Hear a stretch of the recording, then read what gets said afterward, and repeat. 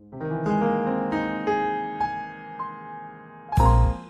that cheery tune means that you are here with Drunk Beth at her happy hour. And of course, that means I'm Beth. Today, we are drinking Coffee is for Closers by Full Steam Brewery. Let me try to get this thing open. Okay, and that noise, now that I've got stuff all over my microphone. It is an iced coffee porter. Let's see, where are they from? I should have written this stuff down. It's Full Steam Brewery in Durham, North Carolina. Okay, so I'm going to be honest with you. I have been trying to get this podcast together for a couple months now. And the stars have to freaking align for me to get anything done. And I've been completely overstressing about it. So you're just kind of going to get what you get today. And before I had written out an episode, I had mapped out all of it. I had pulled some resources. I had made it more or less like an official essay on imposter syndrome and how to cope and how to notice that you're feeling like an imposter. And I'm winging it today because I feel like I'm not going to be able to get this shit out there unless I just wing it. So I'm just going to wing this. The good thing about a podcast is I can always pause, pull the information up that I need, and cite my stuff in the show notes at the end of this. But since this is my first official episode, for those of you that don't know or understand why I decided to call myself Drunk Beth, I am a part of a very large craft beer girl group. We're women, obviously, because you have to be over 21 to drink. At least in the United States, you have to. We have other female identifying individuals from all across the globe, but primarily we're all from the United States. Well, I had started drinking to cope with a bad work environment, and I would start to drink heavily. I was making a pretty decent amount of money, so I would treat myself in the middle of the night after having a few too many beers. And Drunk Beth would buy Sober Beth some very interesting gifts, especially Untappd. If you're on Untappd, you can find me. I'm Drunk Beth. But anyway, back to Drunk Beth buying Sober Beth presents. I'm on Untappd, and I got this notification that they would give me a percentage off of a hoodie, and it just happened to be October. It was one of the cooler months, so hell yeah, I wanted a hoodie. I didn't remember buying it. I had bought myself some shirts. I've bought myself organic tampons. I mean, I've pretty much bought all sorts of things. But yeah, that's not necessarily what this podcast is supposed to be about. I'm just kind of using this as a platform to let you know that you're not alone. And especially if you're a mom, I am the hot mess mom of them all. I probably can't take the cake in any means. It is not a competition. I'm trying to actually back away from any kind of women against women kind of competition thing. That's not what I'm here for. We're here together.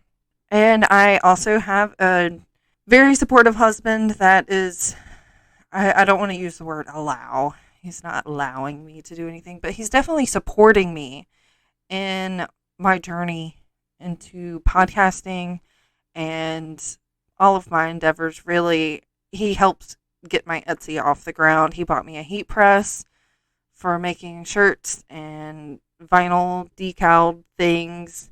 I'm just really lucky for where I'm at in life that I am able to come out of my depression and anxiety in a way to recognize the good things that are happening in my life and maybe help others know that they are not alone. And this type of thing is just regular human everyday life. Like, for example, I made an episode that I had all mapped out before, which I had mentioned earlier, And I somehow managed to not save it correctly, or maybe I didn't merge it right. I'm not sure.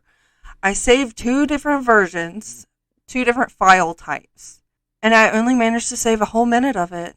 So you got my intro, you got me opening a beer, and then that was it.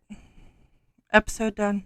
When I had spent 3 weeks, which my problem was, I was really anxious about saving it, period, because I was worried that it would save wrong.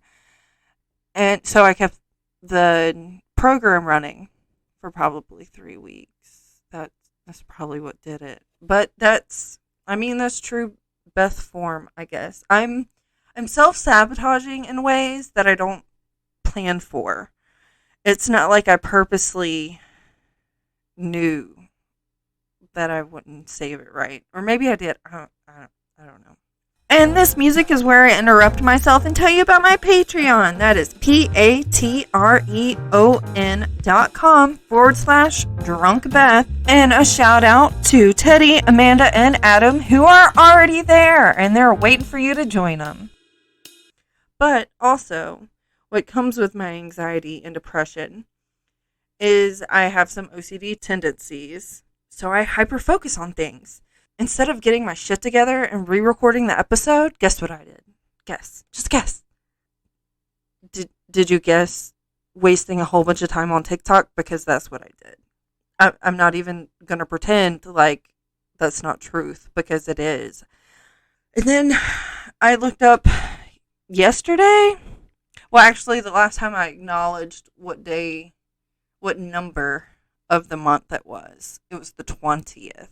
When I had originally posted it on the 8th, which that feels like a super long time, but it's only a couple weeks. But here I am on the 26th recording this, and that was a week past the time I realized that it had been so long. And yeah, here I am. I'm just winging this. And if you recognize any of these tendencies for yourself, that's why I'm here. I just want to normalize those feelings. And in that time, I've gotten a lot of painting done. I've made a lot of TikToks. I filled a lot of Etsy orders. I've actually been very thankful for the volume of Etsy orders that I've gotten in, which is a result of my TikToks. So I feel like I've been working. I just haven't been podcast working. And I think a lot of that is tied up in the fear of doing this and nobody liking it, the fear of doing this and saving it wrong again. And I think everybody faces those types of fears.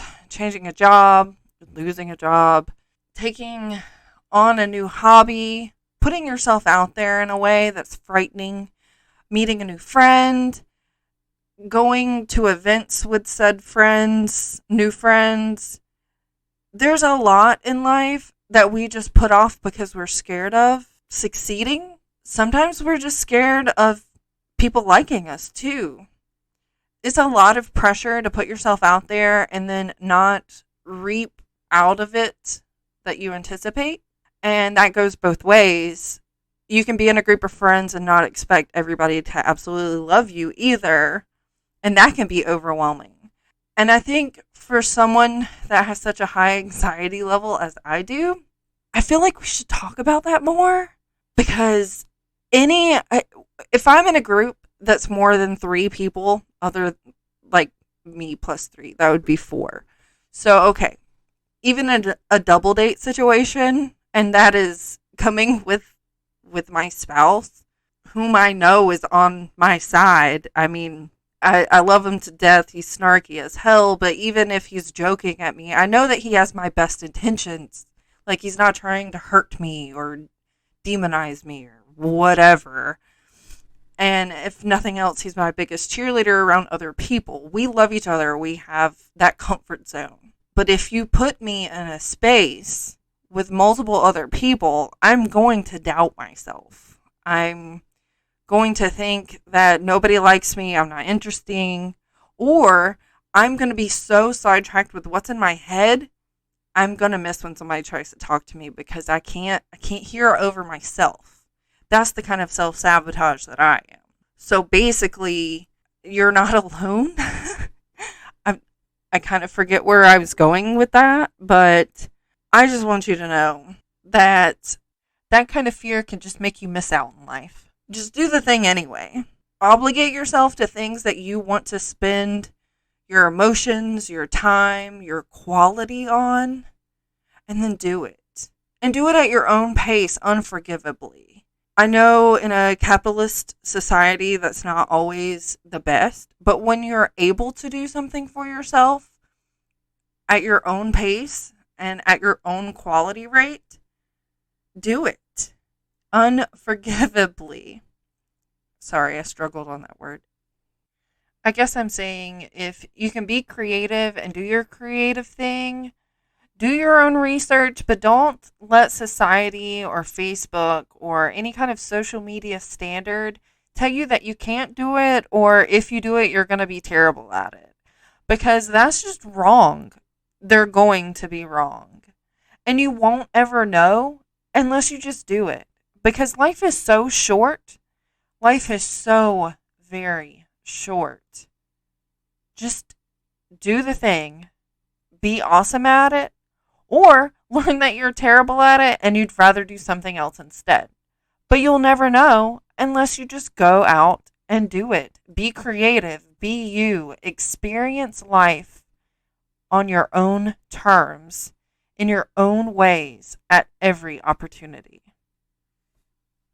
I want this podcast to be successful in the way that after you're done listening to it, you feel better about yourself. Even if it's at my expense, I want you to feel like you can conquer something after hearing me ramble for about 45 minutes at a time. We're just going to grow together in this process, and I promise they'll get better with each episode.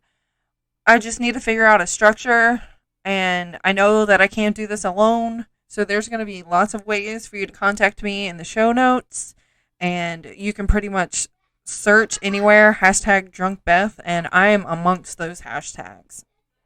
And I want you to reach out to me. Tell me what you want to hear. Tell me your own life story. Do you have any good poetry? I mean, anything. I'm on Patreon. And I would really like for this to be an advice column too. Do you need an opinion on something that you'd rather not ask your friends about, or maybe even remain anonymous about? I got you. Do you play D&D and want to talk about a concept? I write those too. I want this podcast to freaking live, and I am tired of the self-sabotage of never getting this thing freaking off the ground. And I would like to set an example about getting outside of your comfort zone and freaking doing the thing, because I am ready to freaking do the thing here. Just let me be that person for you. And this may seem a little bit scary for me, but it's worth it. Because you're worth it. And I guess that wraps it up. And I'll put in the show notes how to contact me. And let's do this. Let's have a conversation. Let's get down to it. Well, I can't officially leave until I do a shout out to Kathleen Childs. She's the one that created my intro music and any of the little ditties you hear in between. She is a part of Sword of Symphonies. You can find her on Twitter at Peach Garden RPGS.